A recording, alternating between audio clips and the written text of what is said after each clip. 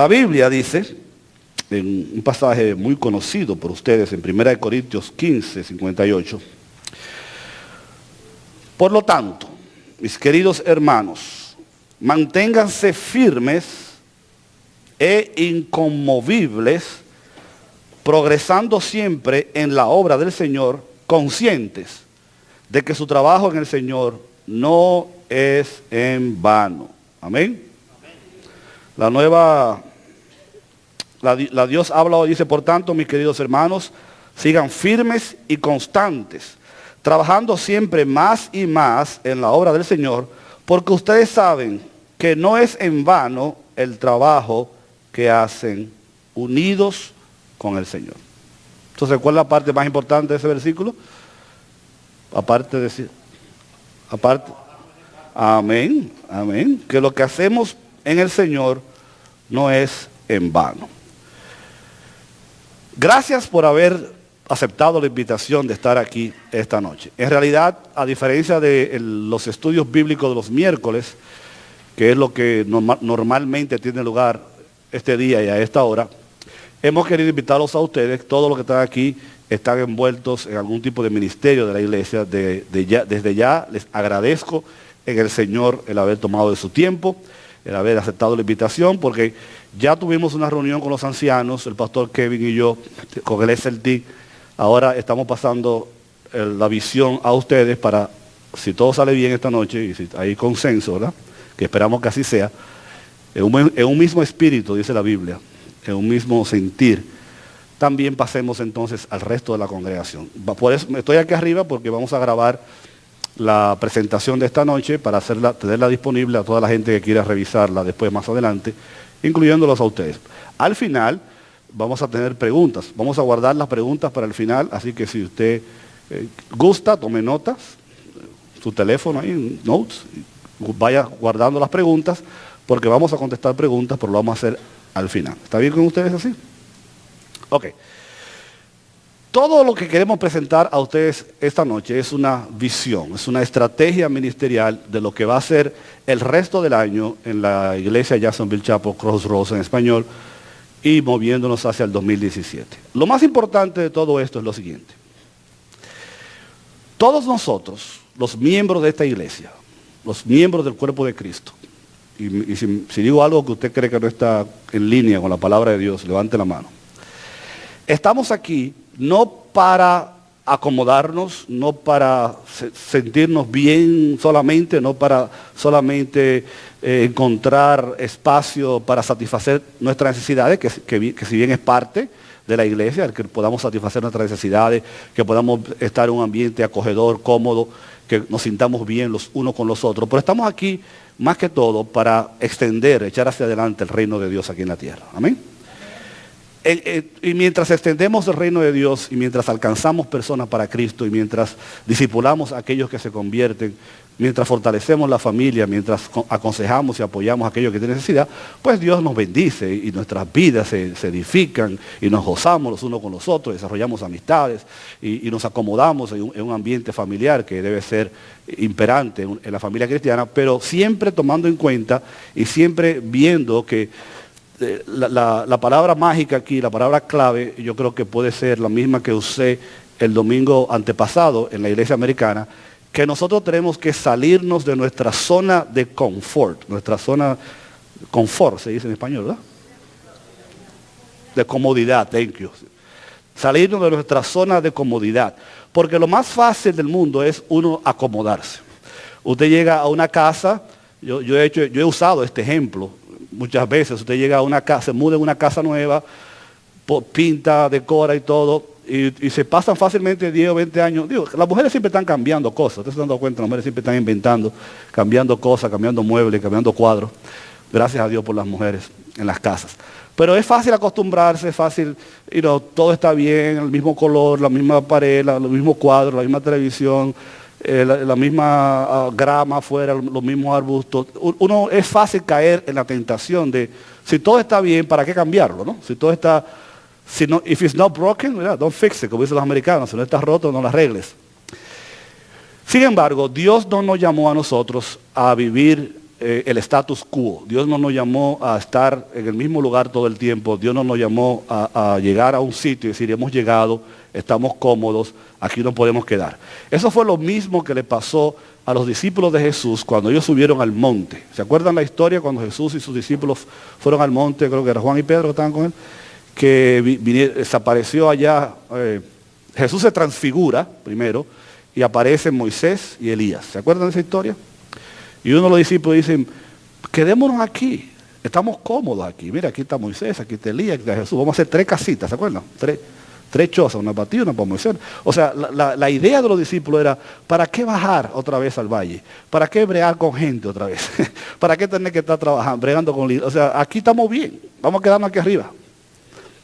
Y por supuesto Jesús dice que no, que si bien estaba muy cómodo allá arriba y estaba en el paraíso, es como cuando uno va a un retiro de matrimonio, un retiro de la iglesia, que uno dice, wow, pero cualquiera se queda aquí, ¿verdad? Y no tiene que volver otra vez a la realidad, a bregar con la gente, a bregar con los problemas, pero mientras estemos en este mundo, hay que hacer eso.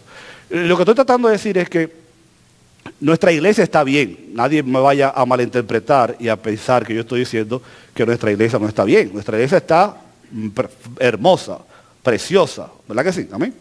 Fantástica, bella, saludable, creciendo, todo está perfecto.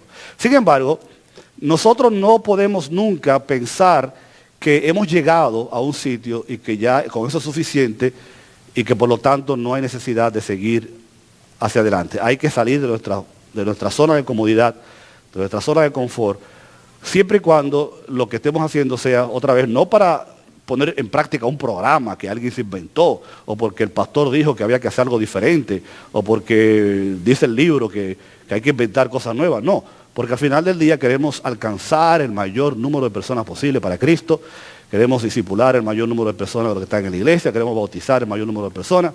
Incluso tenemos un compromiso no solamente para alcanzar a los hispanos que están en esta región, pero también a cualquier otra etnia que el Señor ponga por delante de nosotros. Yo decía, no me acuerdo si lo dije el domingo pasado, pero que normalmente usted ve iglesias americanas que desarrollan ministerios hispanos. Pasó aquí, la iglesia americana de Lincoln Park comenzó o auspició esta obra hispana, ¿cierto? Y ustedes conocen allá afuera, hay muchas iglesias americanas que tienen ministerios hispanos, que tienen ministerios para coreanos, ministerios para chinos. Pero ¿cuántas iglesias hispanas ustedes conocen que han desarrollado ministerios en otras lenguas? Las hay. Pero me corrigen si estoy equivocado, hay muy pocas. Y no estoy criticando a las iglesias, estoy diciendo que esa es la realidad. Es muy raro encontrar una iglesia hispana que diga, vamos a comenzar un ministerio para los haitianos.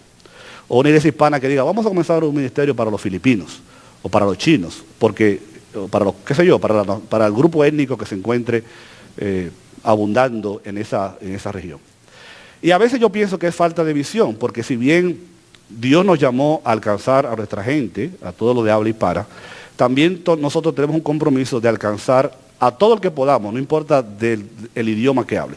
Si mañana descubrimos que en esta ciudad hay un montón de gente de Polonia, pudiéramos nosotros desarrollar un ministerio para alcanzar a la gente de Polonia, ¿por qué no hacerlo? Porque al final del día Dios está interesado en todas las etnias, en todos los seres humanos. Y la iglesia de Jesucristo no fue colocada en ningún lugar, la iglesia local, solamente para trabajar con un grupo. En el sermón famoso, ese que prediqué en la iglesia, yo mencionaba el pasaje del libro de Hechos, donde los judíos que salían de Jerusalén no porque tenían un instinto misionero, no porque dijeron, vamos a salir de Jerusalén para alcanzar gente que está en otro lugar. Salieron de Jerusalén producto de la persecución. En otras palabras, fueron empujados a salir, ¿no? Le dieron una patada para que salieran y ellos salieron corriendo de la persecución y terminaron en Chipre, en Cirene y en otras áreas. Pero dice la Biblia, en Hechos 7, si no me equivoco, que ellos terminaban predicándoles solamente a los judíos. O sea, todavía salen de Jerusalén, todavía se encuentran en ciudades fuera de la tierra prometida y en vez de predicarle el evangelio a toda la gente que se encontraban, se concentraban en seguirle predicando solamente a los judíos. No es sino hasta que llega Pablo y Pedro y Bernabé y otros apóstoles que toman la iniciativa voluntariamente de decir, nosotros le vamos a predicar a los gentiles. y comienza el movimiento misionero con el cual todos ustedes están familiarizados en el libro de Hechos, donde se explota la iglesia. Y en un periodo de menos de 100 años, la iglesia cristiana pasó de ser una iglesia netamente judía, porque los primeros años del cristianismo, la iglesia cristiana era judía, a convertirse ya después, en los primeros 100 años, en una iglesia netamente no judía, donde habían personas de todas las nacionalidades que por lo menos se encontraban en el mundo conocido en esa época. Hasta ahí estamos claros, ¿verdad? Nos estamos entendiendo. ¿Qué tiene todo eso que ver con la iglesia Jacksonville Chapel en español en Crossroads? Nuestra iglesia está aquí, Dios nos ha bendecido. Si vemos hacia atrás, en el año más o menos que el pastor ha estado aquí ministrando, ha llegado gente nueva. Alguien dijo que tenemos, no sé si esos números son accurate, son números correctos, pero que cerca de un 40% de la iglesia ya es nueva. Si sumamos a la gente que se bautizó el verano del año pasado con este año, más de 40 personas se han bautizado. Siguen llegando personas, se convierten personas casi todos los domingos. La iglesia está en buen camino. Ahora, nosotros no podemos tener un número y decir, bueno, cuando la iglesia llega a 500, hemos llegado, porque en la medida en que la iglesia crece, lo que hay que ver es hasta dónde Dios quiere que crezcamos y hasta dónde Dios quiere que nos expandamos. La iglesia americana es un buen ejemplo. Ellos tienen su iglesia, tienen este campus, ya están a punto de comenzar un nuevo campus. Ustedes saben eso, ¿verdad? La iglesia americana está haciendo diligencia fuertemente para comenzar ya a principios del año que viene un campus nuevo en una área a 15 o 20 millas a la redonda, donde ellos van a mover 100 o 200 personas de la iglesia para comenzar ese campus, que se espera tenga una asistencia de por lo menos 500 personas a veraje todos los domingos. Y ya están pensando que para final del año que viene, en la última reunión que tuvimos, ¿verdad, Kevin? El lunes, están pensando que para final del año que viene tener ya otro campus. O sea, una iglesia que tiene 1.700 personas, que tiene 3, 4 servicios los domingos, que tiene todo lo que cualquier iglesia soñaría con tener. Ellos han entendido que eso no es suficiente, que eso no puede permitirles a ellos acomodarse y decir, hemos llegado, estamos bien, tenemos 4 cultos, tenemos 1.700 personas, tenemos un presupuesto millonario. Ellos han entendido que la iglesia no puede ponerse limitaciones, que la iglesia no puede ponerse barreras, que la iglesia no puede decir hasta aquí vamos a llegar, sino que tenemos que estar abiertos a la posibilidad de crecer hasta donde Dios quiere que crezcamos, hasta donde sea posible. Pero sin embargo, lo más importante es esto: no podemos crecer a lo loco, no podemos crecer sin una estrategia, no podemos crecer sin un fundamento sólido. La ilustración que yo les daba a los líderes en la reunión pasada es la famosa ilustración que ni mía es bíblica, del edificio. Cuando usted va a levantar un edificio, dependiendo de cuántos pisos el edificio va a tener, de eso va a depender el tipo de fundación que usted ponga.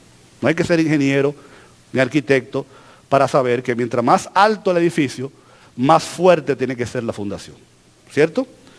Si usted va a levantar una casa de 4 o 5 pisos, a lo mejor una fundación de tanto por tanto es suficiente. Pero si va a ser el Burj Khalifa, el edificio más alto del mundo que hay ¿cómo se llama el paisito ese? Dubái, gracias. Yo me imagino que un edificio con 158 pisos, creo que tiene, la base tiene que ser extremadamente fuerte y grande, ¿no? Para poder sostener. Entonces, nosotros no podemos decir si la iglesia crece, nosotros decimos cuando la iglesia crezca, amén. O cuando la iglesia continúe creciendo y tenga 300, ahora mismo tenemos ya más o menos 300 personas en los dos cultos, si contamos los niños y los jóvenes. Cuando la iglesia comienza a tener 400 personas, 500 personas, eso quiere decir que el edificio va a ir aumentando. La base tiene que estar bien puesta, tiene que ser sólida, porque si ponemos una base o dejamos la base que tenemos ahora, que aguanta, vamos a decir, una membresía de 400, 500 personas, cuando tengamos 600, 700, entonces vamos a tener que volver atrás y decir, tenemos que ampliar la base, tenemos que revisar los cimientos. Y usted perfectamente sabe, otra vez, no tiene que ser un experto, para saber que si usted comienza a construir un edificio, no puede a mitad del camino decir, esa base no va a ser suficiente, vamos a devolvernos, porque después que usted comienza a construir, ya es muy tarde. Entonces, ¿para qué he durado 5 minutos diciendo todo esto? Porque lo que queremos hacer de aquí en adelante es sentar las bases más sólidas posible que podamos en nuestra iglesia, que pueda aguantar un crecimiento sostenido de aquí en adelante. ¿Y sabe lo que va a pasar? Al principio, como todos los cambios, como todas las cosas nuevas, va a traer un poco de incomodidad, va a traer un poco de get used to, de ajustarse, de acostumbrarse. Es como cuando usted dice, voy a remodelar la casa, y empieza a quitar el sheetrock, y empieza a quitarle lo de afuera, ¿cómo se llama? Cosa esa que pone. El siding, thank you, y arranca la grama, y empieza a tumbar paredes. La gente ve de afuera y dice, qué reguero hay ahí, qué desorden, ¿verdad? Y uno llega y se encuentra con lata de pintura en el piso. Todo eso va a pasar porque usted está en un proceso de reconstrucción, y a lo mejor va a tener que salir de un cuarto y dormir en otro porque se lo están pintando y así. Pero al principio va a ser incómodo, vamos a tener que mudarnos de un cuarto para otro, vamos a tener que hacer ajustes, vamos a tener que tener cuidado. Pero al final, cuando se termine el proyecto, usted se para afuera y dice, wow, la verdad que quedó bella la casa, ¿verdad que sí? Y eso es precisamente lo que nosotros queremos hacer con la iglesia. Estos meses de aquí a diciembre van a ser meses de ajuste, meses de remodelación, de reestructuración, pero lo que queremos es sentar una base bíblica sólida, porque creemos que la iglesia va a crecer, y va a crecer en dos direcciones, en el ministerio hispano que tenemos, y también el elemento del ministerio en inglés, que pretende no solamente satisfacer las necesidades del pueblo que ya tenemos aquí, segunda o tercera generación de hispanos, aquellos que hablan más inglés que español, pero también alcanzar a otros grupos allá afuera, filipinos, afroamericanos, americanos, que hablan inglés, que nunca vendrían a esta iglesia porque no hablan español, pero que con un ministerio en inglés podemos darle la oportunidad de que también sean alcanzados para Cristo y tengan un lugar donde congregarse. Y por lo tanto, el culto en inglés no es más que una pieza, no es lo más importante, es una pieza de todo el ministerio. Dicho todo esto, aguante su pregunta, porque aquí vamos. El objetivo general, que todo esto, algunas palabras un poco técnicas y eso, todo eso está en una presentación que le vamos a hacer copia para dársela a ustedes. Vamos a poner el video en las redes sociales y todo esto va a estar disponible para ustedes, para que ustedes lo revisen, lo mastiquen bien y puedan digerirlo de mejor manera. La idea es rediseñar la estructura ministerial de la iglesia con el propósito de poder efectivamente cumplir las 5 tareas de la iglesia. Recuérdense que todo comienza otra vez porque estamos aquí para cumplir la gran comisión de ir y hacer discípulos a todas las naciones, bautizando en el nombre del Padre, del Hijo y del Espíritu Santo, todo lo que la Biblia enseña que tenemos que hacer. Ahora, ¿cómo lo hacemos eso? La iglesia tiene 5 funciones, ustedes se las saben de memoria, ¿verdad? Pesca, ¿se acuerdan? Predicación, enseñanza, servicio, compañerismo y adoración. La iglesia existe para cumplir las 5 funciones. Nosotros tenemos entonces que sentar las bases para que la iglesia pueda efectivamente cumplir las 5 funciones que son la evangelización, el discipulado, el servicio, el compañerismo y la adoración. ¿Qué estrategia vamos a usar? Vamos a hacer cambios significativos en el formato y el número de los servicios dominicales. Vamos a reestructurar la escuela dominical y vamos a implementar o a seguir desarrollando el ministerio de grupos pequeños, que es la plataforma principal, además de la adición de nuevos ministerios que no tenemos todavía. Todo eso lo vamos a explicar con lujo de detalle. La fecha de implementación, el target, el goal, la meta es 30 de octubre. Eso no quiere decir, eso no es una camisa de fuerza, no quiere decir que si no estamos listos lo vamos a hacer. Si hay algún problema de aquí a allá y entendemos a mitad de camino que tenemos que mover la fecha, la vamos a mover, porque nadie nos está esperando. Pero tenemos que tener un objetivo, y ese objetivo es octubre 30, donde lanzaríamos toda esta reestructuración y la adición del nuevo servicio. En cuanto al culto en inglés, habíamos hablado con los ancianos y los líderes de hacer 2 tryouts, 2 pruebas, un viernes, pero el pastor Kevin y yo estamos hablando de que tal vez la primera es muy cercana. Lo más probable es que la primera prueba sea septiembre 30, un viernes.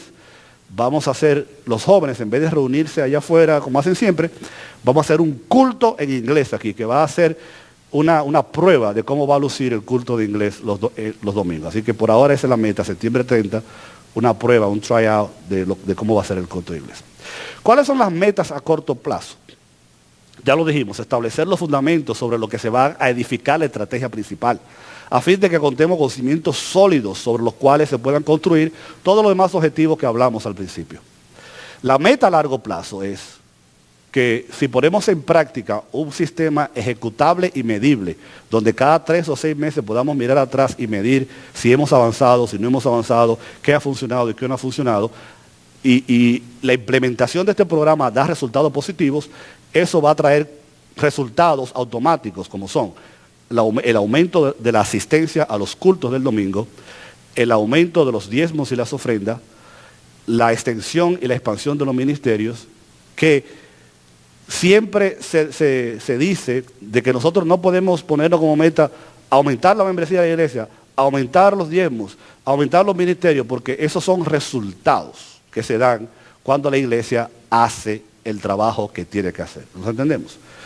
La meta principal no es, que queremos tener mucha gente en el culto, o queremos tener un grupo grande, o queremos tener, no.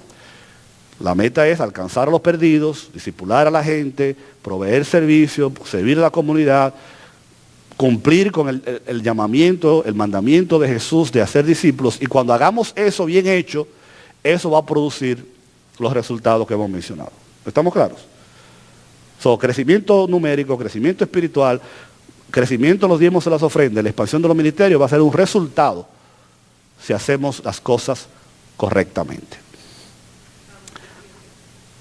¿Qué dijo usted? Causa y efecto. Thank you very much. No es porque quiera darme mucho crédito, pero yo le decía a los líderes que me tomó un día entero hacer esa imagen. Esa imagen usted no la va a encontrar en ningún libro ni en el internet, esa la hice yo. Porque, claro, la idea no es mía, o sea, hay muchas gráficas allá afuera que son parecidas a esa. Pero esta imagen refleja gráficamente exactamente lo que queremos hacer. El fundamento de todo, aparte de que el fundamento es la Biblia, el Espíritu Santo y todo lo que tiene que ver con la espiritualidad, ¿no? Pero en términos organizativos, el fundamento van a ser los grupos pequeños. Esa va a ser la plataforma sobre la cual se va a levantar todo lo demás en la iglesia.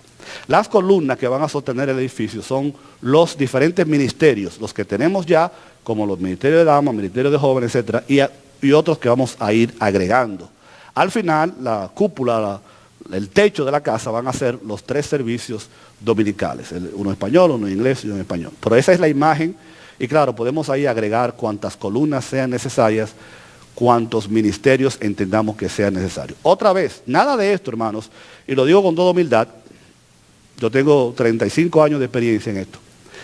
Esto no es porque todas las iglesias lo tienen o porque el libro dice que hay que tenerlo, porque hay que tener ministerio de esto y de lo otro. Los ministerios se implementan, se ponen en práctica para satisfacer necesidades actuales de la iglesia.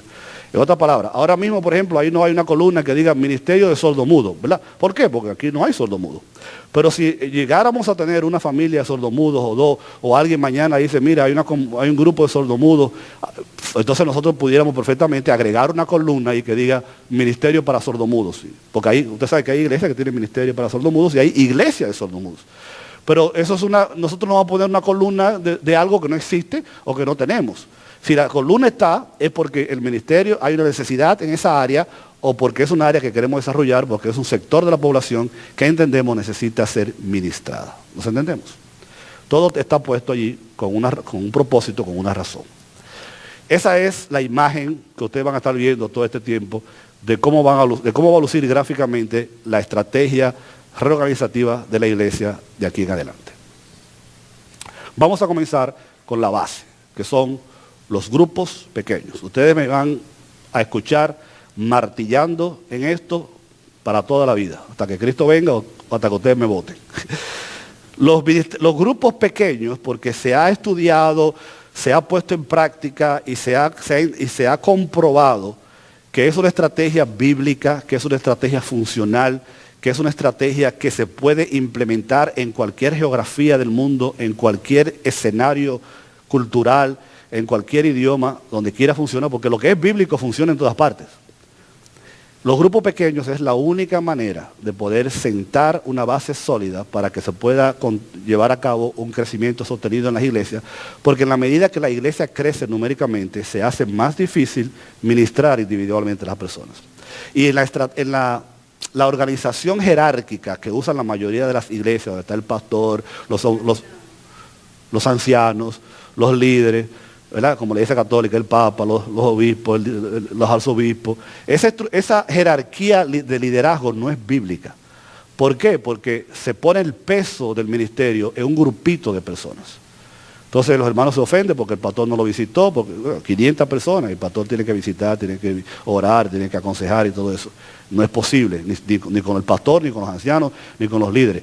El modelo bíblico que funciona es cuando en grupos pequeños, que son pequeños por definición, de un averaje de 15 personas, y podemos multiplicar eso, tenemos 10 o 12 ahora, a final de año yo espero que tengamos 15 o 20, para el año que viene, al final del año que viene que tengamos 30 o 40, grupos que van a funcionar todas las semanas. Bueno, estoy avanzando.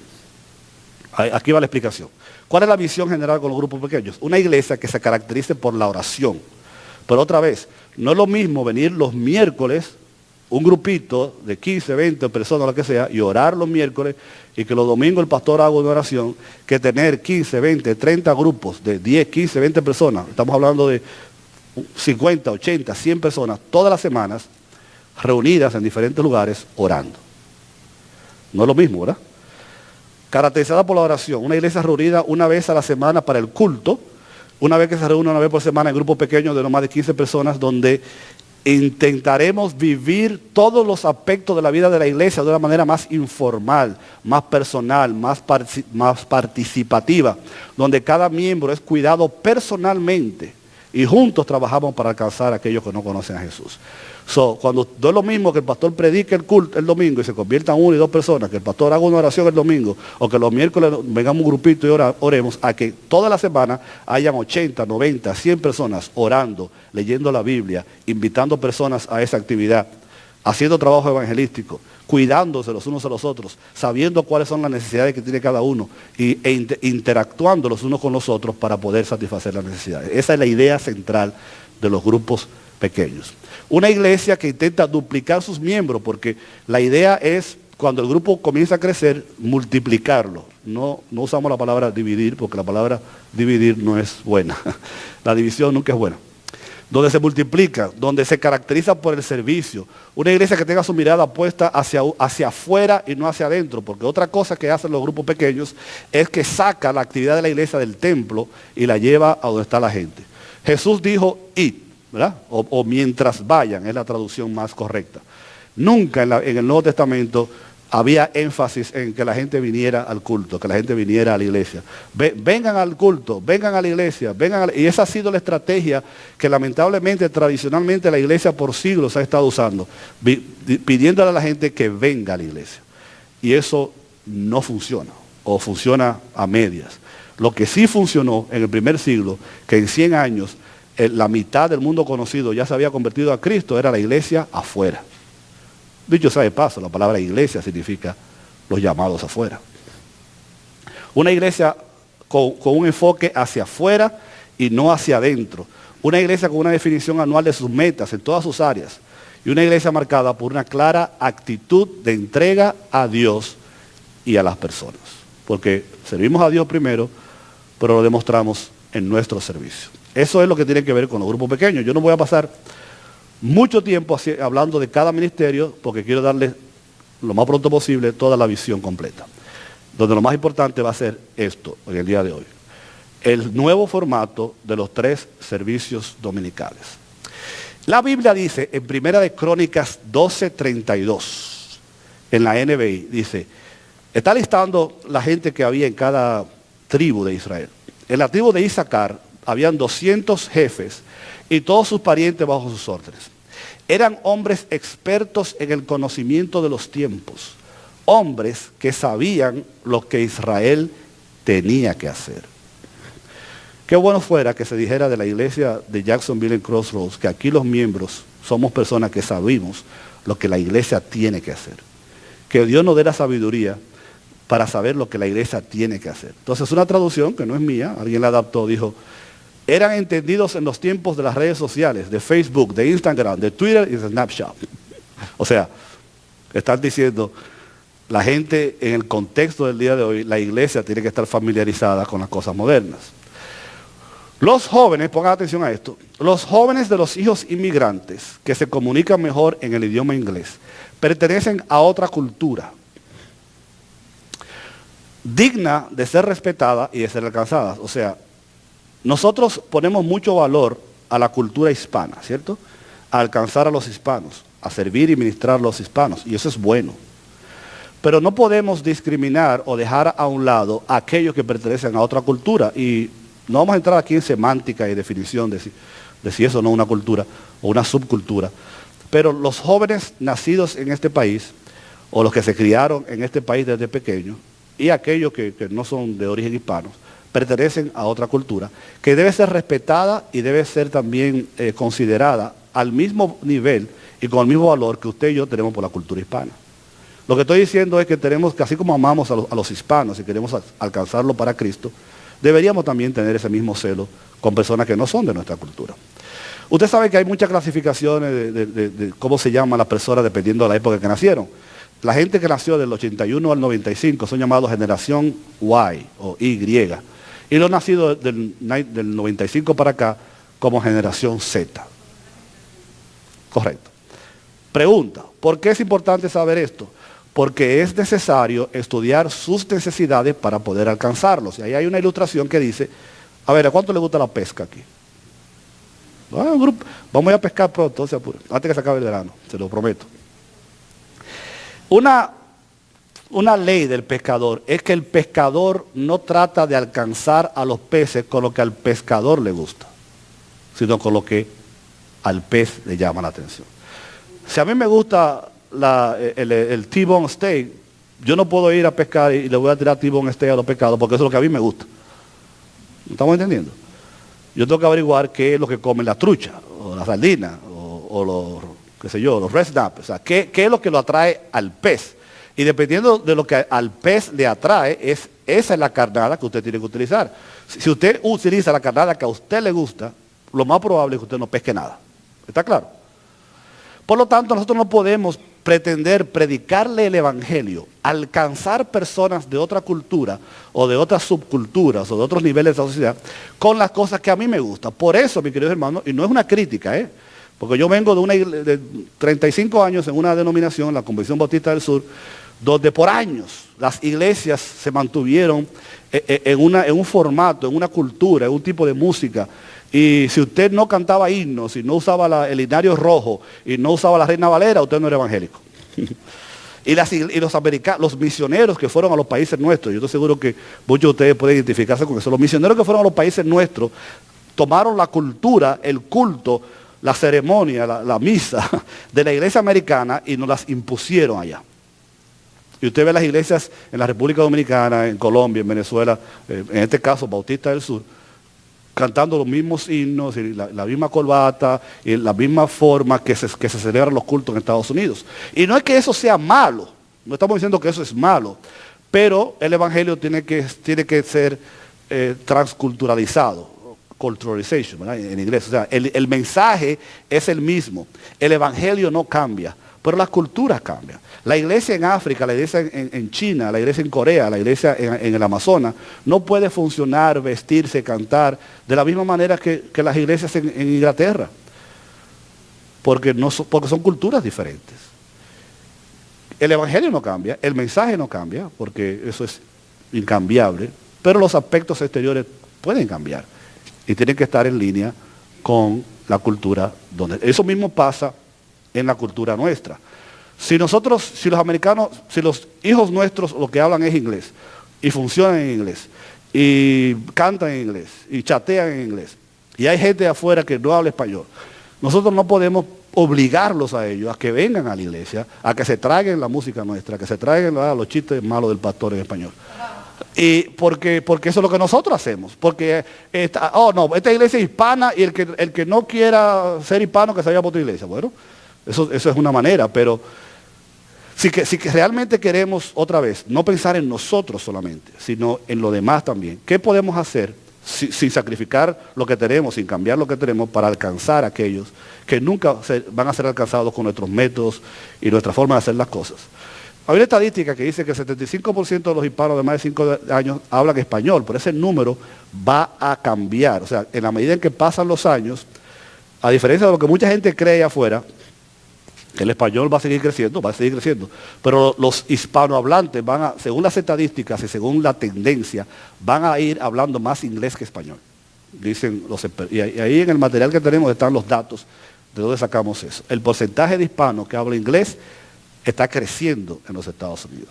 Entonces hay 3 cosas que las iglesias pueden hacer para enfrentar esta situación.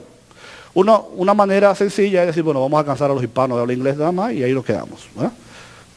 Servicios en español, cultos en español, estudio bíblico en español, y el que quepa ahí se queda. Una, una segunda manera, claro, como dice ahí, eso lo que puede hacer es crear una desconexión.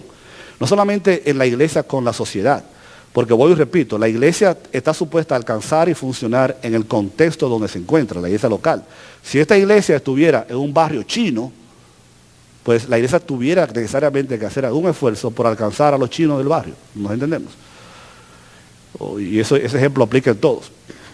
Hay iglesias que dicen, no vamos a hacer nada, vamos a concentrarnos en español nada más. Hay otras iglesias que dicen, bueno, vamos a mandar a los hijos a una iglesia americana, mientras nosotros nos quedamos en la iglesia hispana. ¿Y qué crea eso? Muchísimos problemas.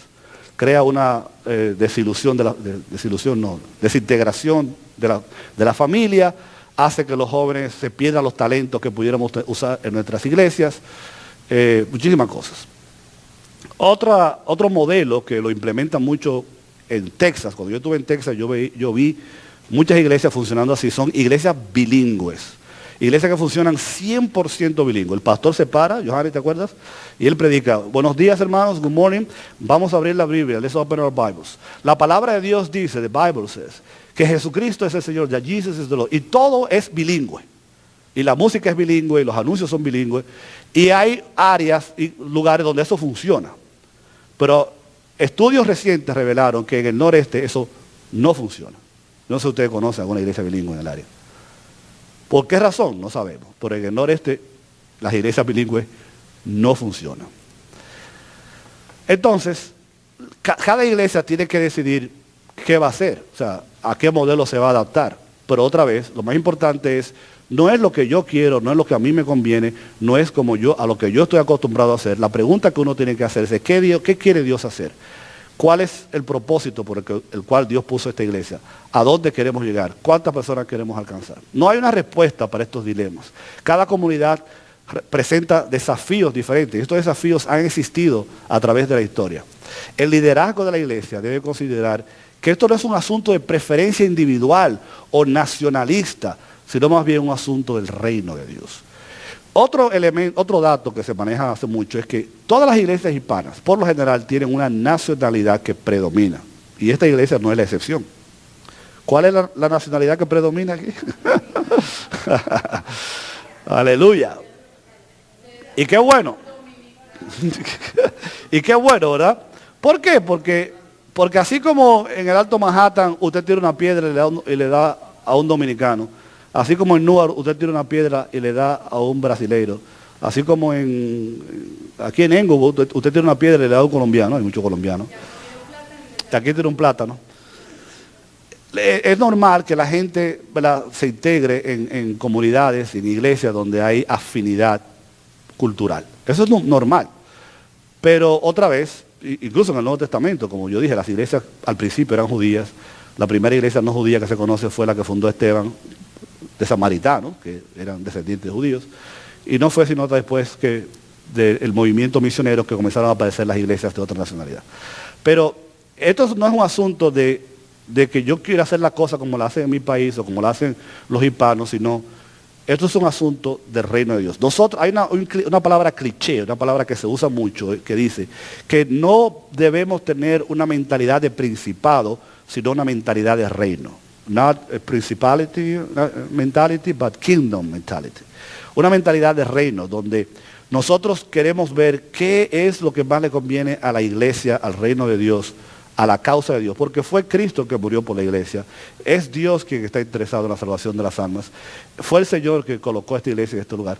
Y si bien nosotros tenemos que estar cómodos y contentos y tenemos que desenvolvernos en un ambiente donde podamos funcionar sin ningún tipo de problema, tenemos que buscar la manera de estrechar nuestras alas. Hay un versículo bíblico que dice, ¿cómo dice Johanny? Tus estacas, ¿cómo? Extiende tu tienda, extiende tus estacas. La iglesia está supuesta a estrecharse, a expandirse, a buscar la manera de ser lo más influyente posible. Y el evangelio se sigue propagando por todo el mundo, pero la iglesia tiene que ser sensible a los cambios culturales. Juan el Bautista predicaba a voz en pecho, gritando desde el desierto.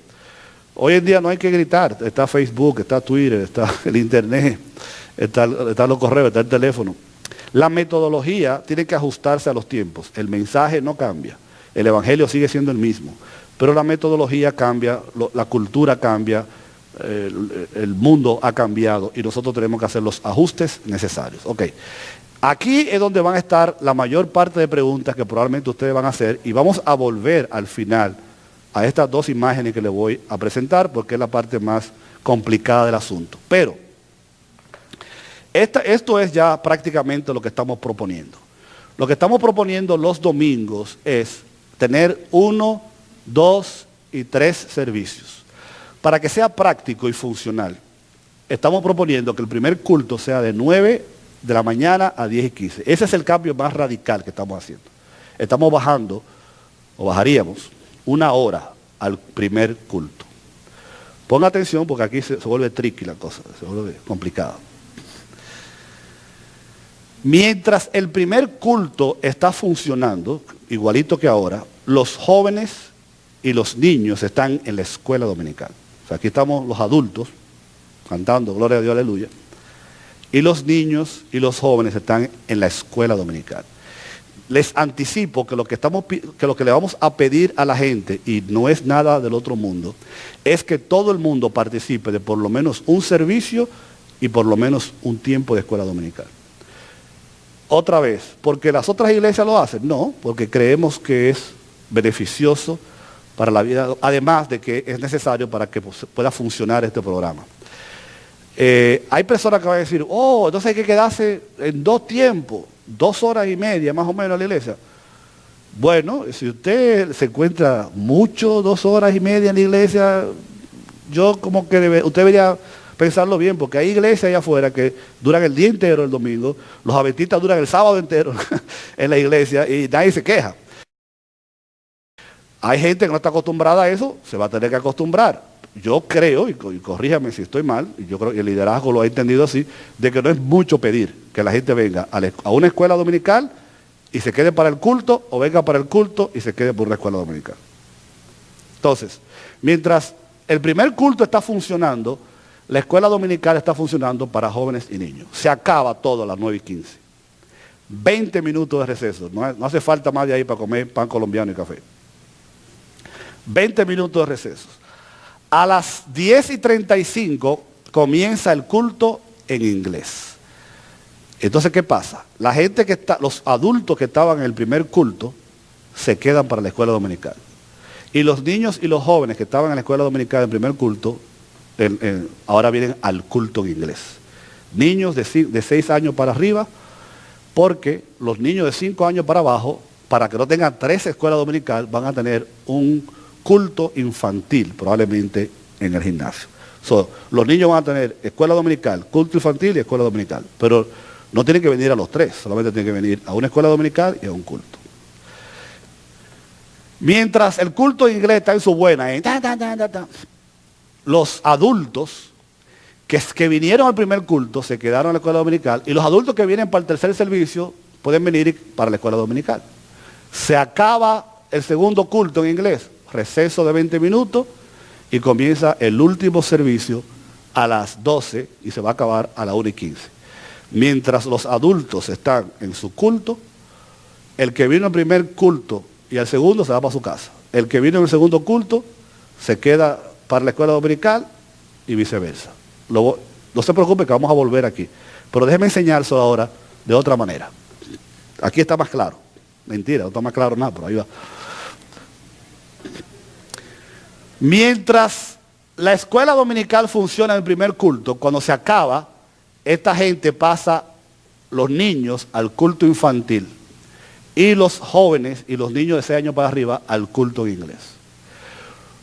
Los adultos que estaban en el primer culto, cuando se acaba el culto, se quedan para una escuela dominical en español. Para adultos. Y eso sería el fin de la primera etapa. ¿Qué pasa? Hay personas hispanos que van a venir al último culto, pero van a venir al segundo culto para participar de la escuela dominical. Cuando se acaba la escuela dominical, se quedan para el culto. Y hay jóvenes y niños que no van a venir en la primera tanda, van a venir al culto en inglés. Y cuando se acabe el culto, van a pasar a la escuela dominical. Sencillo, ¿verdad? Es lo mismo, pero igual. Vamos a volver para que ustedes hagan preguntas y todo eso, pero esa es la manera en que lo haríamos. Entonces, hay una gráfica que parece que se me quedó, que es donde ilustra qué clase vamos a tener. En el primer culto vamos a tener las mismas clases que tenemos ahora, los niños de cuna, hermanas, a ver, ayúdenme.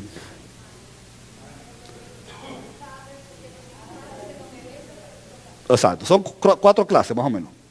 O sea, los niños van a tener la misma clase que tienen ahora. Y los jóvenes van a tener la misma clase que tienen ahora en el primer segmento. Mientras el culto en español está en su buena, los niños y los jóvenes van a estar haciendo lo mismo que están haciendo ahora.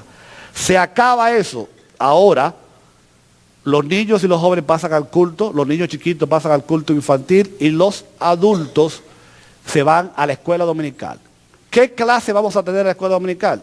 Bueno, dependiendo del espacio, los maestros y los alumnos, podemos tener una clase para caballeros, una clase para damas, una clase para parejas y una clase para adultos solteros. Si al final solamente tenemos 10 o 15 adultos, tenemos una clase de adultos, porque nos arropamos hasta donde la sábana nos alcance. Pero la idea es tener una clase de adultos para caballeros, una clase de adultos para damas, una clase de adultos para adultos solteros, jóvenes adultos solteros, y una clase para parejas. Además de que vamos a comenzar lo que hemos dicho ya hace mucho tiempo, una clase para nuevos creyentes que va a ser permanente. 12 semanas de estudio donde la persona que se convierte va a caer en esa clase y en 12 semanas le vamos a dar clase para nuevos creyentes, clase para bautismo y membresía y ¿cómo se llama la otra? Sí, hay una que damos aquí, punto de partida. Vamos a mezclar punto de partida, clase para membresía y clase para nuevos creyentes en un programa de 12 clases que va a repetirse cada 12 semanas. Y las personas que se convierten, y las personas que son nuevas, las personas que se quieren bautizar, van a estar en esa clase. ¿Qué beneficio va a traer eso? Que la gente que se convierte va a tener un lugar donde discipularse. Que la gente que se quiere bautizar y quiere ser discípulo va a ser miembro, va a tener una clase. No va a tener que esperar a que 2 o 3 veces al año demos una clase de esto, una clase de esto. Y cuando llega la época de los bautismos, ya vamos a tener una lista de gente que ya tomó la clase de bautismo, que ya tomó la clase de nuevo creyente. Cuando llegue el mes donde se hace la membresía, ya vamos a tener una lista de gente que ya tomó la clase de membresía y es una clase que va a estar funcionando el año completo. Lo único que este plan no contempla por ahora es escuela dominical en inglés para adultos. Eso lo vamos a determinar en el caso de que haya una necesidad en el camino. Recuerden lo que dijimos al principio. No esperamos que esto funcione a la maravilla el primer domingo. Van a haber tropiezos, van a haber ajustes, van a haber, ¿verdad? Como cuando llega, lo que han ido a la universidad, que uno llega el primer semestre y no sabe hasta el salón y no sabe cuál es el maestro, ¿verdad? Vamos a hacer todo lo posible por hacer esto lo más smooth posible, pero una vez que salgamos de aquí y todos estemos en la misma página, vamos a orar, vamos a poner una campaña de oración por esto, vamos a promover este asunto, vamos a hacer unos folletos explicando en resumen todo lo que hemos dicho, para que todo el mundo sepa a qué hora empieza el primer servicio, a qué hora empieza el segundo, cuáles son las clases. Y lo que queremos lo que estamos haciendo hoy es comunicándole esto a usted, para que usted también agarre la visión, la abrace, y todos caminemos juntos en la misma dirección. Otra vez vamos a volver aquí en el tiempo de las preguntas. Déjenme avanzar rápidamente porque lo que queda ahora es, y voy a ir rápido, es darle una idea de en qué consiste cada ministerio que estamos implementando. Escuela dominical. Bueno, la escuela dominical es la fuerza impulsora de la iglesia. Es la que mantiene el equilibrio de las 5 funciones de la iglesia. Es la estrategia fundamental, que antes era la estrategia fundamental de evangelización, pero que últimamente se ha convertido en la estrategia fundamental de discipulado, donde la gente tiene un espacio para crecer en Cristo, para prepararse, para desarrollar líderes. Es un instrumento, como dije ya, de discipulado y de evangelización. Pone en marcha programas de estudio organizados, donde las personas pueden servir como maestros, donde los alumnos aprenden temas bíblicos. Asimila a nuevos creyentes en la vida de la iglesia, anima a los creyentes para que lleven a otros a Cristo, se estudia la palabra de Dios, se sientan los fundamentos del discipulado, proporciona una guía fundamental. La escuela dominical tiene una estructura definida donde se sabe lo que vamos a estudiar cada año. O sea, por años la escuela dominical ha sido un pilar en el programa educativo de la iglesia. Además, la escuela dominical ayuda al principio de que la educación comience en la casa y hace una conexión entre los padres y los alumnos, no solamente entre los niños y padres, pero también entre los adultos. Anima a los padres cristianos a que por medio de la palabra y los consejos integren la escritura en sus vidas y la vida de sus hijos, de manera que ellos puedan comportarse como creyentes. La escuela dominical es un instrumento de transformación espiritual, donde se sabe que como la base de la escuela dominical es la palabra de Dios, se llama escuela bíblica dominical, no es escuela otra cosa dominical, donde se enseña, se estudia, se vive la palabra de Dios. La escuela dominical también hace que los líderes puedan servir, puedan poner en práctica sus dones, y reconoce que la escuela dominical reconoce que el líder es la lección. O sea, el líder no solamente da la clase, sino también que da ejemplo de vida a los alumnos. Ahí está, miren, yo pensaba que no lo había puesto. Ahí está el formato que yo estaba hablando. La primera tanda, tenemos niños de 0 a 2,5, toddlers de 2 a 4, pre-K de 4 a 6. Eso existe en el día de hoy. Igual que los jóvenes, middle school y high school. Ese formato se mantiene igual.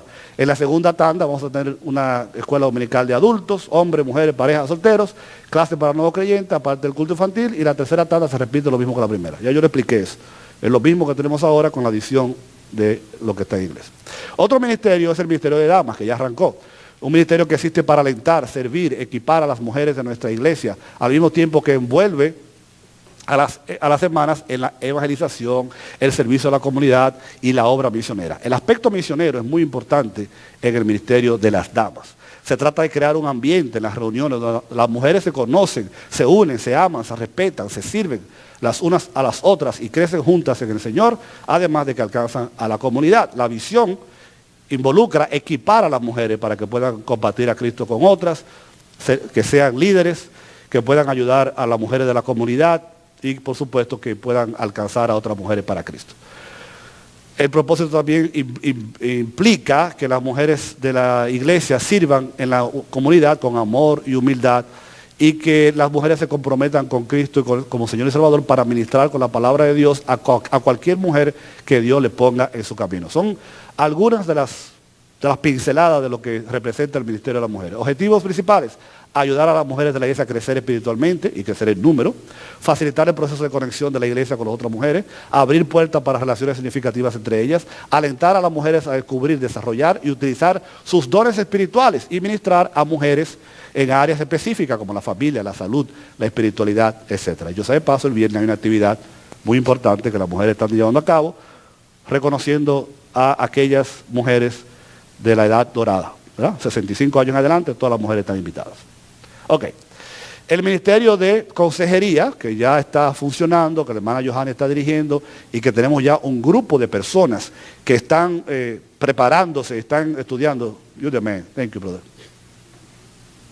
No me importa lo que tu esposa diga de ti, I like you.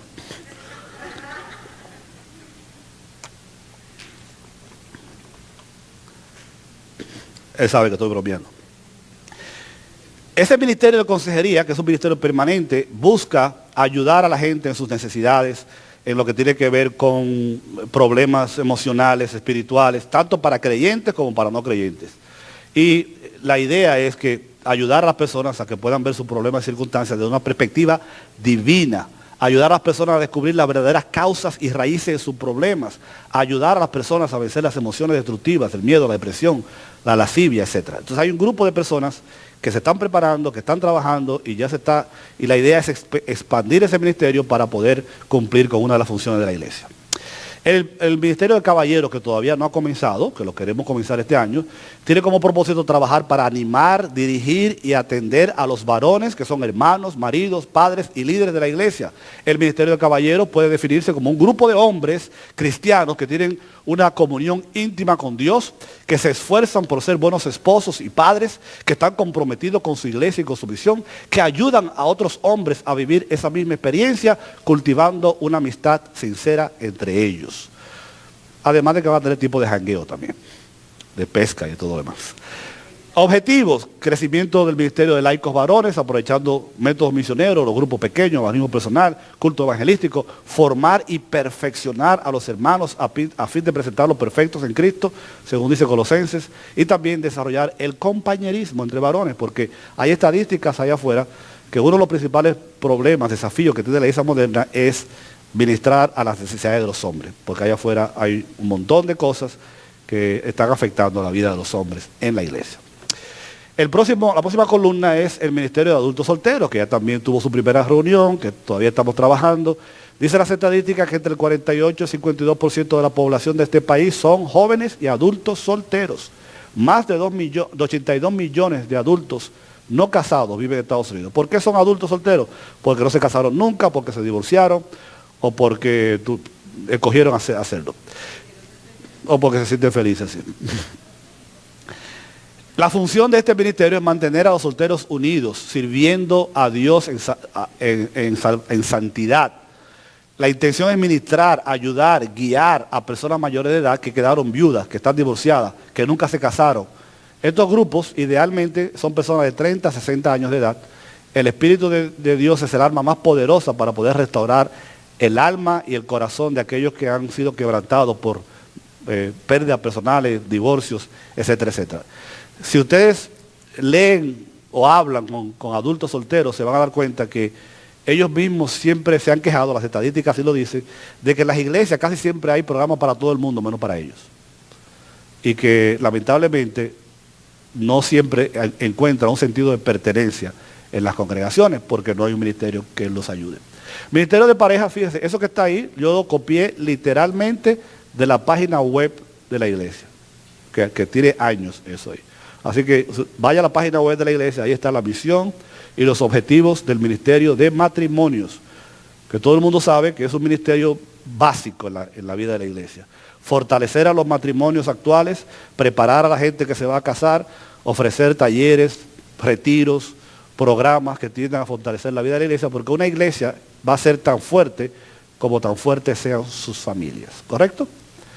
Y, por supuesto, está el ministerio de jóvenes, que yo le voy a pedir al pastor Kevin. Pastor Kevin, ¿se fue? Ah, no, míralo allí. Que él venga rapidito y solamente nos dé un summary, un resumen de cómo él visualiza el ministerio de jóvenes de aquí en adelante en unión con todo esto que estamos haciendo, porque el ministerio de jóvenes, el pastor Kevin y yo y los líderes estamos trabajando juntos en llevar a cabo esta. ¿Hay un micrófono por ahí? Ahora, you got it. Gracias, pastor, por la oportunidad. No tienes que subirte aquí, yo creo que ahí es suficiente. Es para que tome un descansito. Señor, le bendiga a todos en esta noche, hermanos. Para los que no me escuchan. Que se suba. Que te suba, dice, para poder grabarte. Ya. ¿Está bien ahí? Ok. Una vez más les saludo en el nombre del Señor. Casi todos me conocen, pero el que no me conoce, mi nombre es Kevin Vázquez y trabajo en el Ministerio de los Jóvenes y también jóvenes adultos. Y prácticamente hemos estado los últimos 2 meses reuniéndonos con el pastor, con los líderes de la iglesia, tomando consejos, conociendo a los jóvenes de la iglesia con el propósito de encontrar la manera de cómo mejor ministrarle en este tiempo y también en el futuro. Nosotros hemos observado que hay una necesidad para un ministerio de jóvenes que involucre a los estudiantes de middle school, de la intermediaria y también de la secundaria.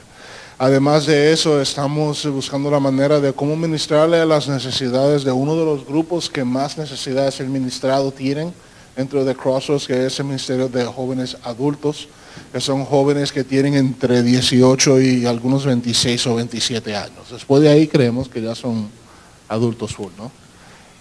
Tienen grandes necesidades y estamos tratando de encontrar la manera de ministrar a esa necesidad. Nosotros visualizamos que los jóvenes son una parte integral de la iglesia. En el mundo que nosotros estamos viviendo, la juventud, los que nacieron, por ejemplo, después de 1983, ya están dominándose en las empresas, hay un cambio político donde los políticos aún están más jóvenes, puede ser que veamos un presidente de menos de 40 años durante los próximos 20 años. Así que los jóvenes están tomando el liderazgo en muchas partes del mundo, especialmente en el occidente, son bien inteligentes y tienen grandes necesidades y por eso nosotros queremos ministrar su necesidad e integrarlos a la vida de la iglesia. También estamos tratando con un tipo de juventud muy específica, que es la juventud hispana. La juventud hispana tiene grandes luchas. Nosotros estuvimos con ellos el domingo y fueron ministrados por el Salmo 133, donde observamos el proceso del Evangelio en Jesús por medio de la unión de los hermanos en armonía. Y fue un momento doloroso. Los jóvenes expresaron un poco cómo se sentían y nosotros pudimos hablar acerca de qué significa ser un hijo de un inmigrante. Es algo muy difícil la segunda generación. La segunda generación ni es parte de la cultura inmigrante, aunque se espera que sea experta en ella, ni es parte de la cultura americana en full, aunque se espera que sean integrantes en full de ellos. Ellos siempre viven en ese sentido que no son aceptados en ninguno de los dos lados. Y por eso que se les hace muy difícil integrarse a la vida de la iglesia sin programas como el culto de inglés, sin grupos pequeños, sin grupos de afinidad y sin conexión transcultural, ya que la segunda generación es multiétnica, tienen varios idiomas. Los hispanos, los hijos de, por ejemplo, puertorriqueños, dominicanos, colombianos, tienen más en común que con nosotros mismos, porque ellos comparten la misma experiencia. Así que nosotros tenemos que contextualizar el Evangelio a las experiencias que ellos están pasando en este momento y por eso es que visualizamos un ministerio que haga unas cuantas cosas. En el primer lugar, que los ayude a ellos a llegar a la fluidez con el Evangelio.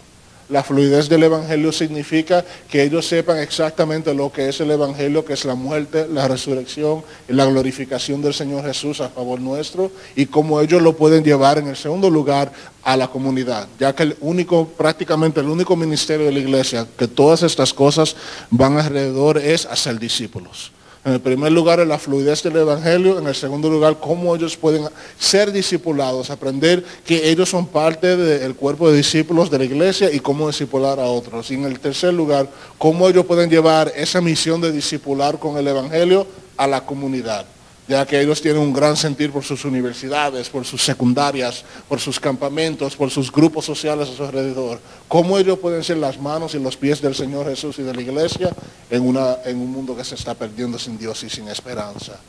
Y para hacer eso nosotros estamos proyectando como siempre los viernes para trabajar con ellos, para hablarles de las palabras, para que ellos puedan invitar. Estamos encontrando y proyectando especialmente para el 2017 cómo ellos pueden alcanzar la juventud de Patterson, Passaic y Clifton. Por ahora es un énfasis que nosotros tenemos, no significa que no tenemos énfasis en Wayne y en otras ciudades como Bloomfield, Garfield, pero estamos conectándonos con familias y cómo podemos invitarlos a ser parte de nuestra iglesia y con el pastor estamos trabajando en eso. Así que además del viernes, nosotros estamos buscando la manera de cómo los jueves podemos invitar a los jóvenes adultos. Ha sido un reto, ya que ellos estaban acostumbrados a estar con los jóvenes de la middle school y la high school y ahora no son parte de ese grupo. Ha sido un reto muy grande entre ellos. Nosotros estamos en eso, el pastor y yo, trabajando de cómo podemos comunicar e invitarlo a que tomen parte clave, por ejemplo, en el culto de inglés, si todo es aprobado, en nuestros esfuerzos evangelísticos y especialmente que ellos puedan ser ejemplares y discipular a los jóvenes de la high school y de la middle school. Todas estas cosas presentan grandes retos, pero nosotros sentimos que en parte con esos programas, pero especialmente, mis hermanos, con la oración a nuestro Dios, que Él participe en ese proceso y con la ayuda de cada uno de ustedes, estimulando, buscando la manera de poder estimular a esos jóvenes adultos y los jóvenes de la high school, middle school, creemos que va a crecer el número y estamos trabajando en eso. Si hay alguna pregunta, estoy abierto a que después de esta presentación pueda hacerme cualquier pregunta al pastor. No tenemos todas las contestas, pero estamos dispuestos a caminar con ustedes en el proceso de pastorear a nuestros jóvenes. Que el Señor le bendiga. Quédate cerca, no te vayas muy lejos. Thank you, brother. Déjeme terminar para los que van a estar viendo este video por los medios sociales. Voy a terminar para que cerremos el video, Freddy, diciendo que si usted está escuchando este video después de esta noche, lo que queremos pedirle es que usted ore por nosotros, que ore por la iglesia, que ore por este programa, que pida dirección divina y que se comprometa, así como espero que nos comprometamos todos esta noche, si ese es el consenso, a echar hacia adelante esta este modelo, esta estrategia, de manera que nuestra iglesia pueda cumplir las funciones para las cuales Dios la puso en este lugar. Que Dios le bendiga. Amén.